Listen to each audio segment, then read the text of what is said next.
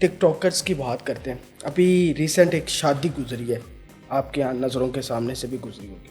भट्टी साहब की जी, भट्टी साहब की। हम सोशल मीडिया मोहसिन भट्टी साहब ने तो दूजी कर ली है? नहीं पक्की गल है? एक ही शादी है ना? अच्छा सही। अच्छा, भट्टी साहब उनका नाम वो है, लेकिन भट्ट साहब सोशल मीडिया ने मोहसिन भट्ट नाम नहीं लेते, लेकिन बात करते हैं। उस शादी को तनकीद का निशाना भी बनाया। मैं नाम लूंगा, रजब भट्ट की बात कर रहे हैं। रजब भट्ट की बात करें, और उस शादी को खुश भी हो रहे हैं लोग, लेकिन क्या उसमें आपने देखा लाखों रुपए की बारिश हुई है, डॉलर्स तक गए हैं।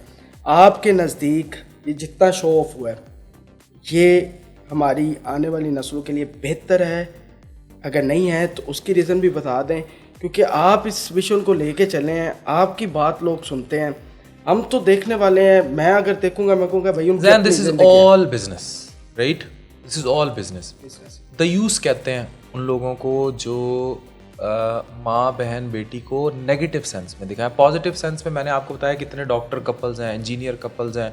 अभी मैं डीआईजी साहब के घर से आ रहा हूँ, उनकी मिसेस कितना काम कर रही थी, वो डीआईजी महबूब अपनी चैरिटी को लेके इतने बच्चों को उन्होंने, उनके घर में 3 जो है वो बिल्कुल न्यू नेट बच्चे थे, इन्फेंट्स थे। तो अरशद रील है, हाँ अरशद, हाँ वो पढ़ाते हैं, हदीस पढ़ाते हैं।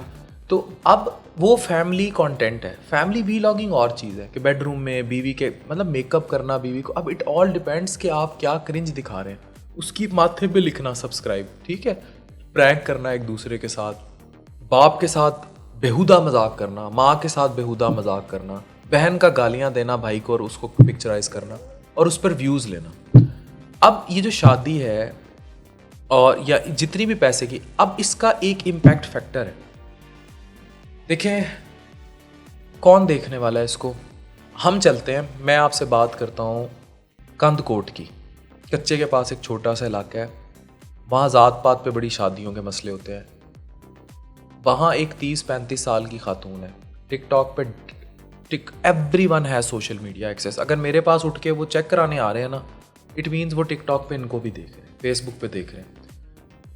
इसी तरह बहुत सारे इलाके हैं। कराची के पास एक इलाका है, वहाँ अगर 35 साल की एक लड़की जिसकी शादी नहीं हुई, जहेज़ के इशू की वजह से या ज़ात पात के इशू की वजह से, मेजर इशू जहेज़ और पॉवर्टी होती है।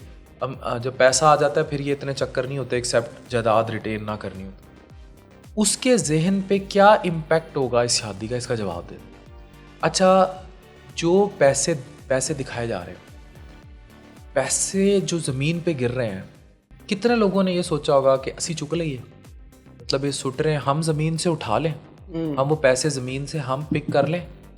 उनका मेंटल इम्पैक्ट क्या उस पैसे का, आप खुद सोचें कितना बुरा ज़हनी इम्पैक्ट हुआ होगा कि पैसे। इसी तरह एक लड़का है, ही इज़ 36-37, बीवी है उसकी, घर, बच्चे हैं, 9 to 5 की जॉब है, 20-25 हज़ार सैलरी है, नहीं पूरी पड़ रही उसको घर में। बिजली का बिल, गैस, माँ बाप, आईफोन का दौर है, लैपटॉप्स, गाड़ियाँ, मादियत, कपड़े, ब्रांड्स, वो पूरी नहीं कर पा रहा। उसकी पहली बीवी के साथ चपलिश चल रही है। अब उसकी बीवी डिज़ाइनर ड्रेसेस देख रही है और एक एक ड्रेस इतना महंगा है कि शायद वो लड़का अपना बेच भी दे तो नहीं ले सकता। उससे मेंटली क्या इम्पैक्ट आएगा और मेंटल हेल्थ कितनी मुतासिर होगी। और घरों में जस्ट इमेजिन कि आपका बच्चा हो 12-13 साल का, मेरी 8-9 साल की बेटी है, उसको अक्सर ये आ जाते हैं सामने। अब मुझे बताएं 12-13 साल का बच्चा हो और ये इम्पैक्ट आ जाए उसके जहन के ऊपर कि मैंने फ़ोन नया लेना है। अभी मुझे एक भाई मेरा पॉडकास्ट करके गया, वो कहते हैं मेरा 11-12 साल की बच्ची है, तो she was asking for a new iPhone 16। तो कहाँ से पता लगता है? ये इन्हीं के रील्स और ये दिखाना। अब गोल्ड प्लेटेड फ़ोन अपने नाम से चीज़ें, अब ये इसकी ख्वाहिश कोई तो कर देगा। अच्छा, किसी सेब रेडी लगाने वाले बाप से उसकी अगर 14-15 साल की बेटी ने गोल्ड प्लेटेड फ़ोन मांग लिया, वो कहाँ से देगा? क्यों दिखा रहे हैं?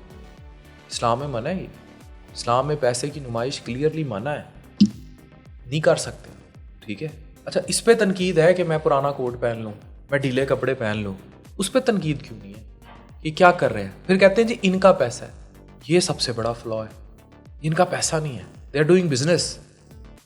उन्होंने करोड़ रुपया उड़ाया तो उन्होंने 5 करोड़ उन व्यूज से निकाला है जो यूट्यूब पे, वो उनके आरपीएम्स कहाँ गए, करोड़ों रुपया उन्होंने कमाया। This is all business. इसीलिए मैं इसको डिजिटल प्रोस्टिट्यूशन कहता हूँ। ये डिजिटल तवाइफगिरी है, दयूस होना। शो योर फैमिली मेम्बर्स एक ऐसे माशरे में जो ऑलरेडी आपके घरों में झांकना चाहते हैं, उनको ले जाए जहाँ वो झांकना चाहते हैं। अच्छा, मुझे एक बड़ी हैरानकुन वीडियो मैंने देखी कि रजब भट्ट के दोस्त बड़े गैरतमंद हैं, वो कमरे के अंदर दाखिल नहीं हुए, वो बाहर खड़े रहे, जबकि वो कैमरामैन पूरा कमरा अंदर से दिखा रहा है और उस पर एक खातून बोली है। तो बाकी जो दुनिया पूरी कमरे के अंदर चली गई, वो आम चुपन गई थी। मतलब I am using this word, मतलब क्या डिपिक्ट कर रहे हो, क्या पढ़ा रहे हो? इखलाकियात ऐसी होती हैं कि बाकी कैमरा चला गया बेडरूम के अंदर, बाथरूम के अंदर, सारा कुछ करने, वो पूरी दुनिया बेडरूम के अंदर चली गई। मैं किसी एक ज़ात पे तनकीद नहीं कर रहा। I personally do not have anything to do with Rajab Bhatt और any such people who are doing it. मेरी ट्रस्ट मी, उनमें से किसी के साथ कोई जाती दुश्मनी नहीं है, दुश्मनी है ही नहीं। मतलब कोई जाती, it is just a debate. वो भी डिबेट कर सकते हैं, वो कह सकते हैं कि अफान कैसरी गलत कह रहा है, कि हमारी मर्जी, तनकीद पर इस्लाह होनी चाहिए, लेकिन उनके पास कुछ है नहीं ना। और अच्छा, अब फिर मेरे पे काउंटर आता है कि जनाब डॉक्टर अफान की मिसेज, वो एज अ डॉक्टर आती है, हमारी एक चीज़ दिखा दें, हमने कभी ये बेडरूम्स का शो ऑफ तो नहीं